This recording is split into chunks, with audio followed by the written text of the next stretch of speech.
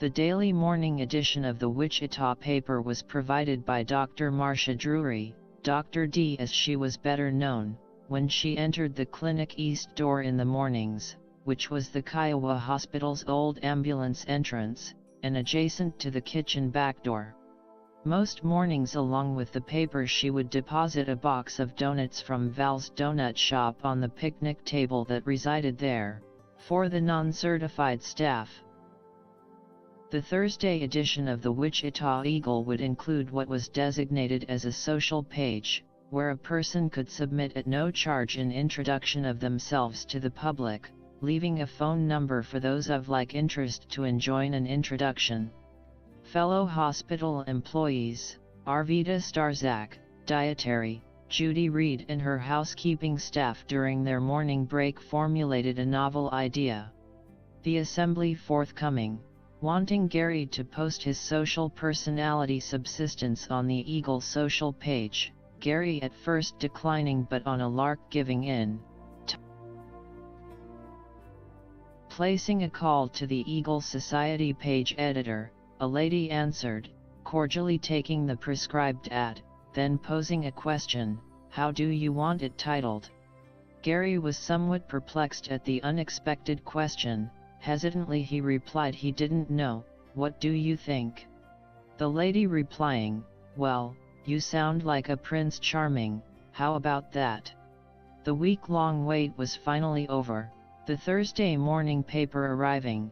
There in bold print the lady was true to her word.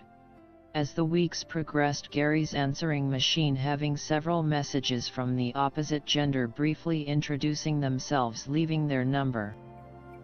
A call on the answering machine initiating an introduction to a lady residing in Wichita, Carla Balsamo sounding very congenial, the two agreeing to meet Saturday at noon at a restaurant in Wichita's Town West Mall. Gary arriving early, seated patiently, waiting and watching the entrance not knowing what to expect.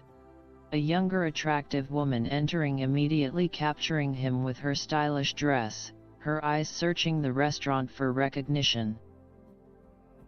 Gary initiating an introduction, the two discovering an immediate compatibility, Carla seated across from him, the conversation flowing with this first meeting, and after lunch, agreeing to see each other again. Gary's first appearance at her residence on South Edgemore Street, aspiring to make a good impression, making a stop at Town West, purchasing a distinctive candle and holder as a housewarming gift, and by coincidence his gift happened to accord her home's decor.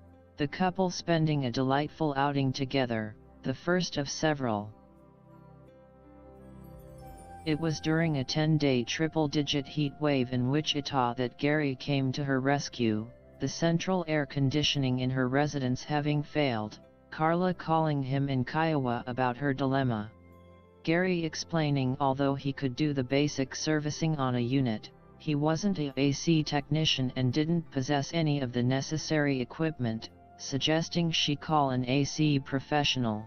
She related she had called several but it would be several days before anyone could address her problem because of a backlog of service calls. Gary responding he knew of someone in Wichita that might be of some help, mentioning he would place a call to a friend, Larry Dunn. Larry having been plant operations manager at HCA Wesley Hospital, a past president of the Kansas Hospital Engineers Association and a mentor in Gary's election as KHEA president. Gary was aware that Larry had changed employment with the management downsizing at HCA Wesley, taking a position as service manager for Comfort Heating and Air Systems, the largest air conditioning service assemblage in Wichita, employing over 32 staff members and technicians.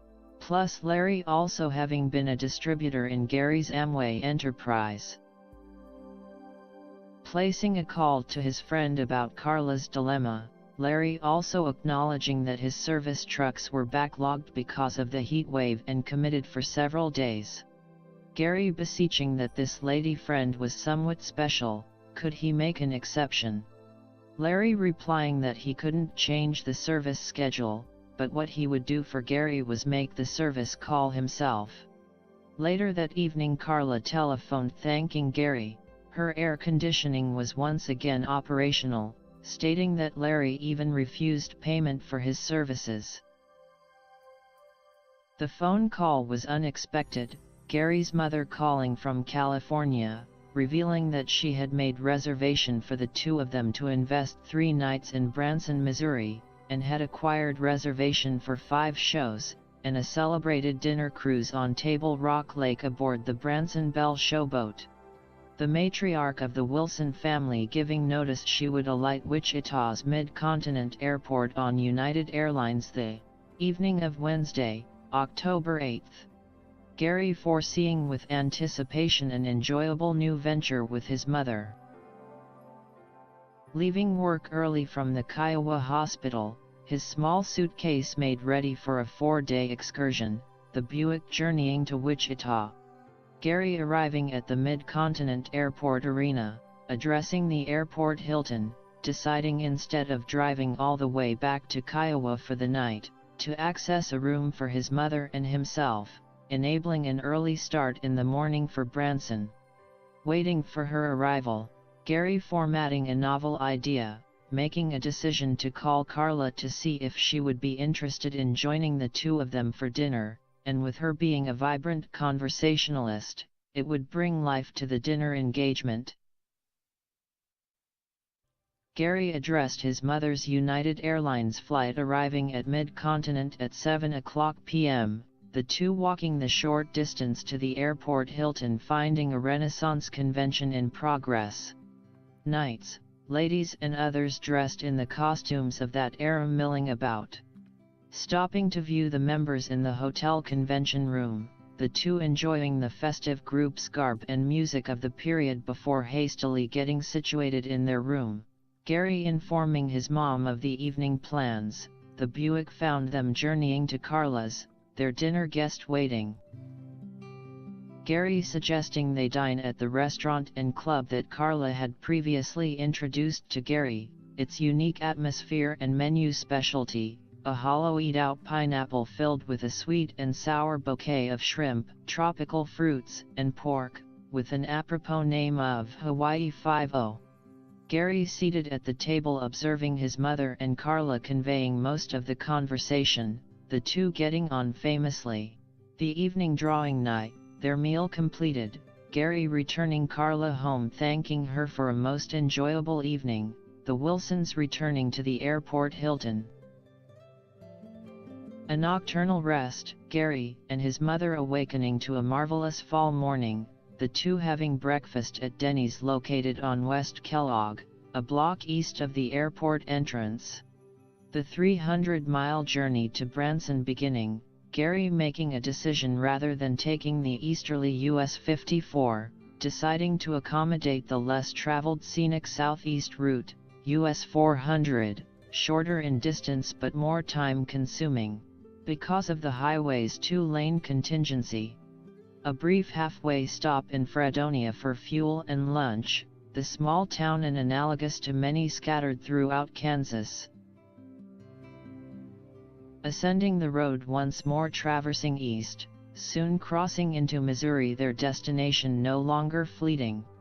Springfield loomed ahead, but would not be perceived, a change in direction turning south onto State Highway 65, entering the scenic realm of the southern Ozarks.